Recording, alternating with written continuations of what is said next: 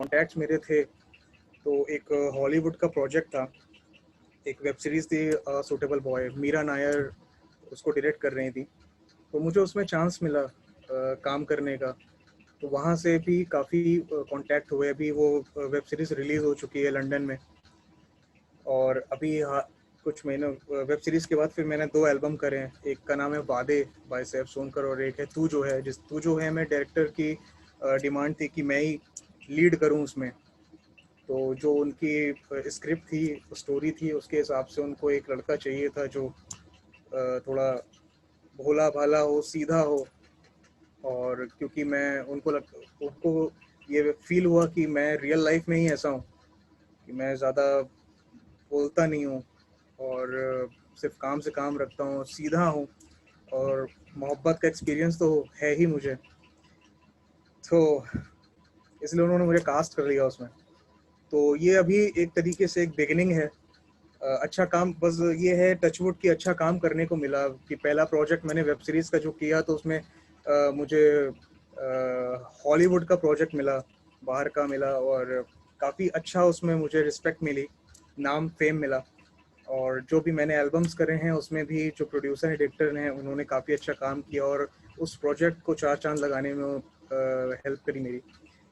तो it's a beginning, और मैं भी देख रहा हूँ कि मैं आगे क्या कर सकता हूँ, कितना अच्छा काम कर सकता हूँ, और इस तरीके से बस कोशिश कर रहा हूँ आगे बढ़ने की। बाकी आप लोगों का आशीर्वाद है, दुआएं हैं, तो कुछ अच्छा ही करूँगा।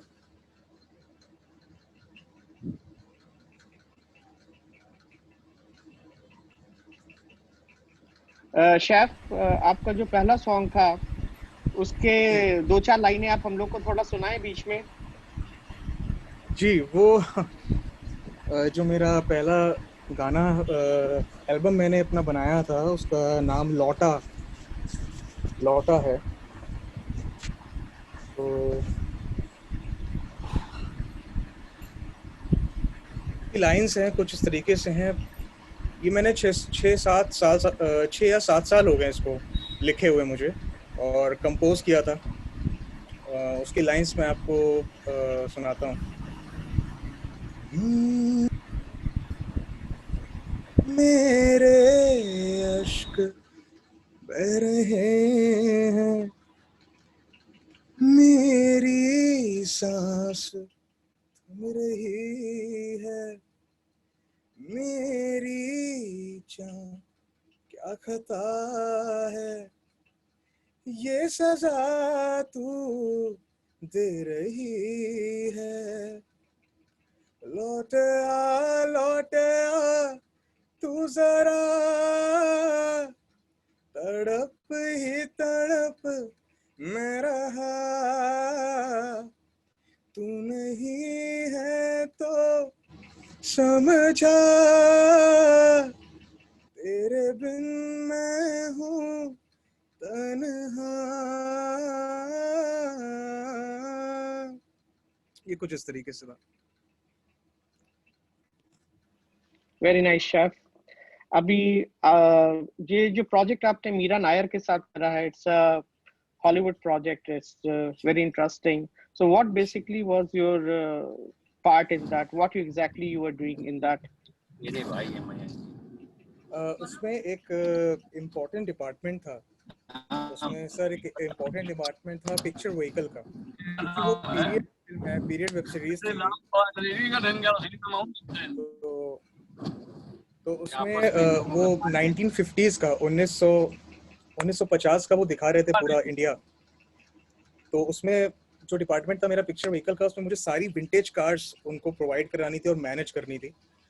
तो वो मैंने कराया उसमें 1920 से 1920 से लेके 1951 1951 तक की गाड़ियां मैंने उन्हें प्रोवाइड कराई थी, लगवाई थी। तो उसमें मर्सिडीज़ भी थी 1936 की, जैगवार थी 1940 की, हिंदुस्तान 14 थी 1951 की, फिएट थी 1928 की, और सिंगर थी। बहुत सारी पुरानी गाड़ियाँ जो 100 साल से पीढ़ियाँ दर पीढ़ियाँ केयर कर रहे हैं वो लोग। ऐसे वेंडर्स हैं, ऐसे ओनर्स हैं, कानपुर में हैं और लखनऊ में हैं। वो सारी चीज़ें मैंने कराई। उसके बाद उन्हें मैनेजमेंट मेरा अच्छा लगा, समझ में आया, तो तो वो पूरा डिपार्टमेंट के बाद मुझे उन्होंने अपना असिस्टेंट डायरेक्टर भी बना लिया था लास्ट में।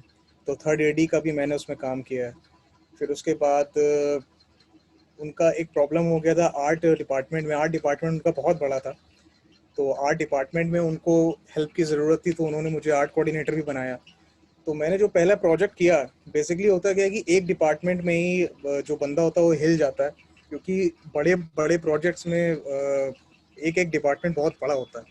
लेकिन मुझे 3 डिपार्टमेंट हैंडल करने का चांस मिला, और मैंने जितना हो सकता था उतना एक्सपीरियंस गेन किया अपना, और इस तरीके से नेटवर्किंग भी हुई और रिस्पेक्ट भी मुझे मिली, और हाँ, पैसा भी मिला।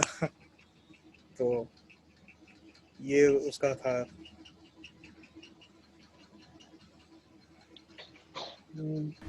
शेफ, आप बताएं फिर आपके आने वाले क्या प्रोजेक्ट्स हैं, किस पे आप काम कर रहे हैं, जो पाइपलाइन में है, जो प्रोजेक्ट्स आपको लगता है कि फ्यूचर में हम लोग को देखने को मिलेगा? मेरे पास 2 प्रोजेक्ट्स आए थे। एक रिलायंस एंटरटेनमेंट का था, और एक का डिस्क्लोज करने से मना किया था, बाद में वो थोड़ा डिस्क्लोज भी हो गया था। AKF का था, आमिर खान फिल्म्स का था। तो वो फिर कोरोना का ज़्यादा हो गया प्रॉब्लम, तो उस वजह से वो चीज़ें ड्रॉप हो गई अभी फ़िलहाल के लिए। लेकिन अभी थोड़ा सा मुझे मतलब होप है कि जनवरी से शायद कुछ स्टार्ट होगा, तो I am hoping for good in January. तो I am moving forward to it. देख रहा हूँ कि कैसे क्या करना है। और क्योंकि जो मेरे लास्ट प्रोड्यूसर थे उसमें वेब सीरीज़ में, जो मीरा नायर जी की थी, तो वो भी इस वक्त US में, अमेरिका में है। तो जनवरी में वो आएंगे, तो हम लोग मिलके फिर से साथ में कुछ अच्छा करेंगे।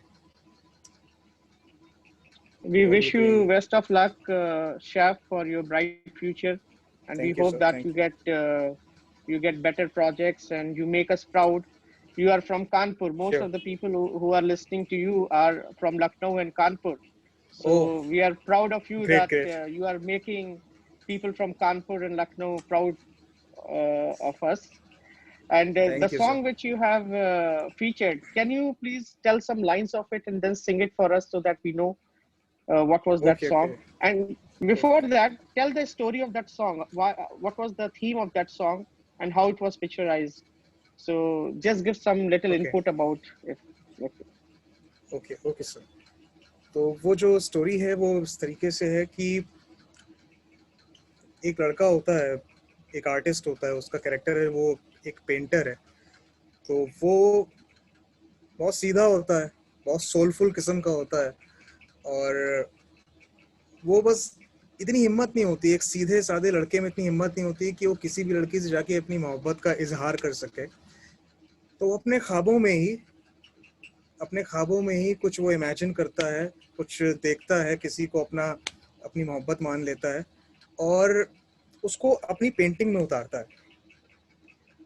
तो वो जो उसके ख्यालों में थी, जिससे वो मोहब्बत करने लगा था, जिसको वो अपनी पेंटिंग में उतारता था, वो एक दिन उसके सामने आ जाती है।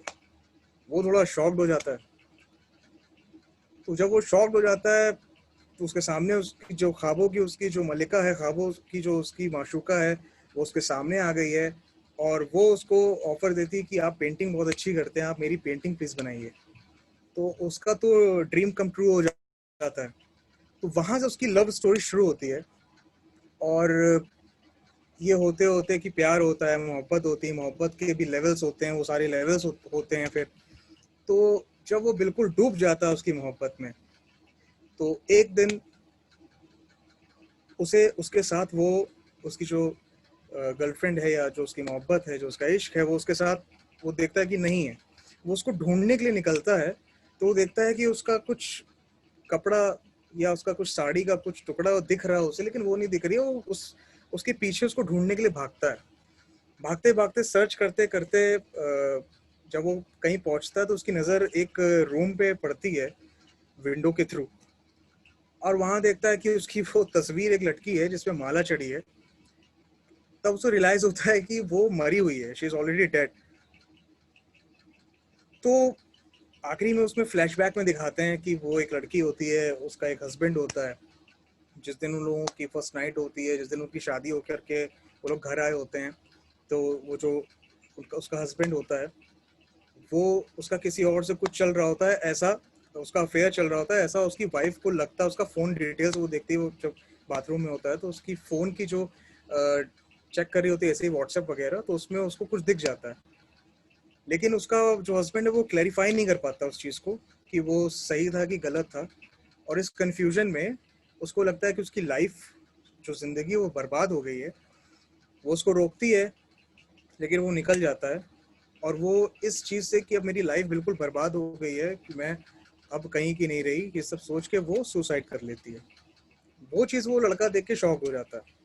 तो बेसिकली इसका जो थीम था, थीम का मैसेज ये था कि अभी आप लोग क्योंकि कानपुर और लखनऊ से रिलेटेड हैं, तो अभी कानपुर में भी और लखनऊ में भी बहुत सारे केसेस आपने देखे होंगे, जो गलत फहमी के वजह से, मिसअंडरस्टैंडिंग्स की वजह से, ना इत्तेफाकी की वजह से, कई बार बहुत से रिश्ते जो होते हैं, चाहे वो आपके परिवार से आपका हो, आपकी गर्लफ्रेंड से हो, आपके बॉयफ्रेंड से हो, आपकी वाइफ से हो, या माँ बाप से हो, किसी से भी हो, एक गलतफहमी, एक ना इत्तेफाकी की वजह से वो रिश्ते टूट जाते हैं, क्योंकि आप क्लैरिफाई नहीं कर रहे होते हो।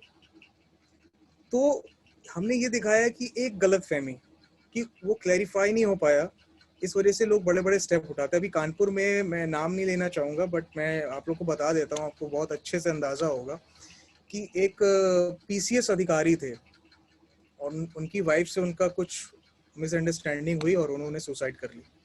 मतलब एक पीसीएस अधिकारी, उनकी पोस्ट अच्छी थी और के अपने अपने सिटी के प्रति, लेकिन वो ना इत्तेफाकी से वो सुसाइड कर लिया उन्होंने। तो हमारा मैसेज ये है कि एक क्लैरिफिकेशन बहुत ज़रूरी है, उसकी वजह से कई जिंदगियां बर्बाद हो जाती हैं। तो जैसा सर ने कहा, अभिषेक सर ने, मैं आपको उसकी कुछ 4 लाइनें सुना देता हूँ उस गाने की जो मैंने लिखी हुई है। वो गाना है कुछ इस तरीके से कि तू जो है अब पास मेरे, खुदा भी है अब साथ मेरे, तू जो है अब पास मेरे, खुदा भी है अब साथ मेरे, तुझे पाके जैसे सब मिल गया, तुझ में मेरा रब मिल गया, तुझे पाके जैसे सब मिल गया, तुझ में मेरा रब मिल गया, जो कमी थी वो दूर हुई, मेरी मोहब्बत मशहूर हुई, जैसा है तेरे चेहरे का नूर, क्यों ना हो मेरा दिल मजबूर। ये कुछ इस तरीके से उसकी लाइंस थी।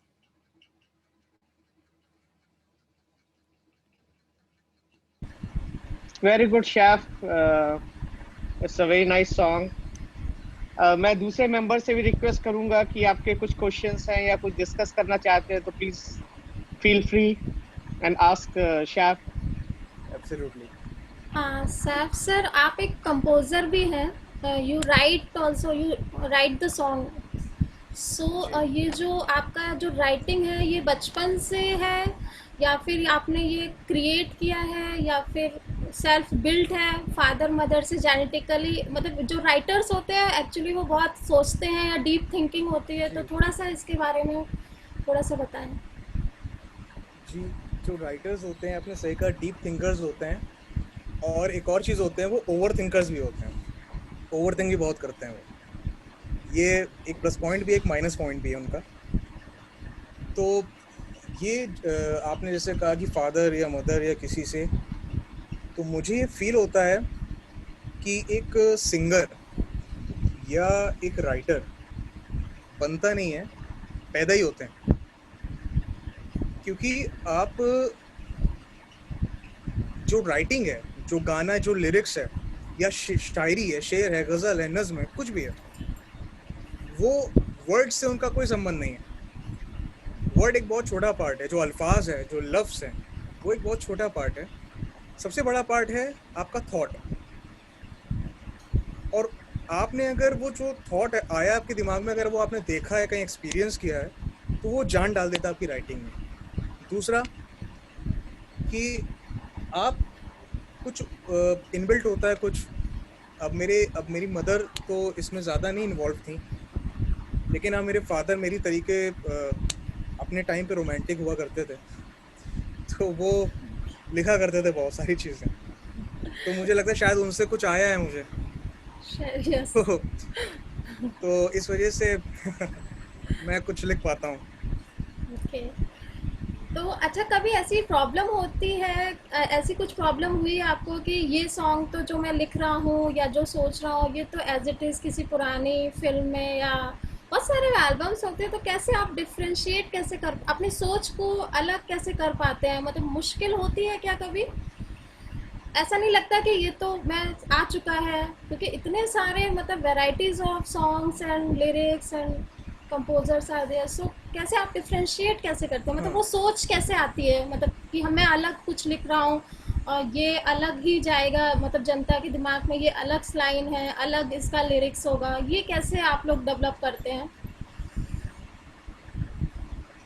देखिए, इसमें होता ये है कि आपका जो थॉट है, हर इंसान अब देखता एक चीज़ है, वो देख एक चीज़ रहा है, अपनी निगाहों से एक चीज़ देख रहा है, पर आप 5 लोगों को एक चीज़ दिखाइए, वो अपनी निगाह से पाँचों आदमी एक चीज़ देखेंगे, लेकिन उनका नज़रिया पाँचों का अलग अलग होगा। और ये जो नज़रिया है ना, ये सबसे माइन्यूट चीज़ होती है, जो सबसे इम्पॉर्टेंट चीज़ होती है। आपका नज़रिया आपका है, वो किसी और का नहीं है। अल्फाज कहीं से आ सकता है, या थॉट कहीं से आ सकता है, या कहानी 5 बार रिपीट हो सकती है, या वो जो सिचुएशन है आपको रिपीटेड मिल सकती है, पर आपका नज़रिया वो आपका होता है।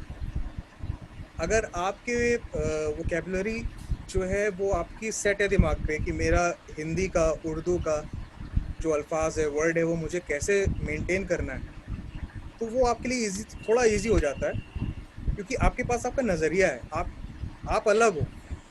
आप लोग जितने लोग यहाँ पे हो ना, आप लोग सब लोग डिफरेंट हो। आप सबका नज़रिया यूनिक है, आप सबका नज़रिया अलग है। बस आपको थोड़ा सा अपना एक सिस्टम होता है लिखने का, जो रदीफ होता है, काफिया होता है, जिससे राइम बनती है, इस तरीके की जो चीज़ है, ये थोड़ा सा आदमी को सीखना पड़ता है, लेकिन उसका नज़रिया मेन है। आपका नज़रिया है, वही आपकी ताकत है, इसलिए आप डिफरेंट हो, और आपकी जो लिखावट है इसलिए डिफरेंट होती है।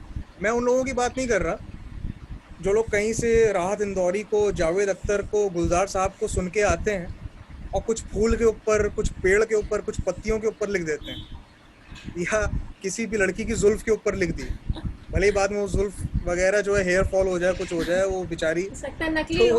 हाँ। हाँ, हो सकता है विग हो, लेकिन मैं उसकी बात नहीं कर रहा। मैं उनकी बात कर रहा हूँ जो सीखते ज़रूर हैं, अल्फाजों को कहाँ पे मैनेज करना है, इतना सीखते हैं, लेकिन नज़रिया अपना यूज़ करते हैं। तो इसलिए आप सब लोग यूनिक हो, अपने अपने स्टाइल में हो आप। Okay sir, thank you. एक क्वेश्चन और था सर, जैसे एल्बम में आपको एक्टिंग भी करनी पड़ती होगी, अभी मैं वॉच नहीं किया है, बट तू ही जो एल्बम हाँ जो मैंने देखा, तो उसमें आपको एक्ट भी करना पड़ा होगा, आप कैमरे के जी सामने एज अ हीरो या मेन एक किरदार जो होता है हीरोइन के साथ हो, जी तो जी एक्टिंग जी। का कितना आपको, मतलब उसमें आपने कुछ सीखी है, मतलब वो कैसे नहीं, डेवलप हुआ? मैंने एक्टिंग बिल्कुल नहीं सीखी है, और मैं उसमें एक्टिंग मुझे करनी पड़ी, डिमांड थी डायरेक्टर की और प्रोड्यूसर की, तो उसमें मुझे बहुत डिफ़िकल्टीज़ हुई, क्योंकि जितनी एक्टिंग ईज़ी लगती है ना, उतनी हाँ, होती ही नहीं ईज़ी। बिल्कुल।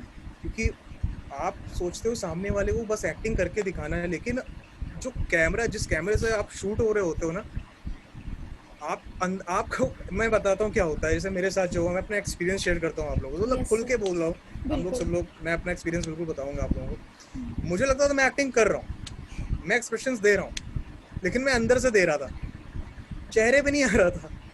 मुझे डायरेक्टर ने बहुत समझाया, फिर वो इरिटेट हुआ, फिर उसने डांटा कि आ नहीं रहा, एक्सप्रेशन आ नहीं रहा है। तो कभी कभी होता है दो चीज़ों में डिवाइड हो जाता है। जो नया व्यक्ति होता है, नया इंसान होता है एक्टिंग के फील्ड में, या तो वो ओवर एक्टिंग करने लगता है क्योंकि उसको लगता है एक्सप्रेशन नहीं आ रहा है, तो एक्सप्रेशन मुझे देना है, देने के चक्कर में वो ज़्यादा दे देता है। और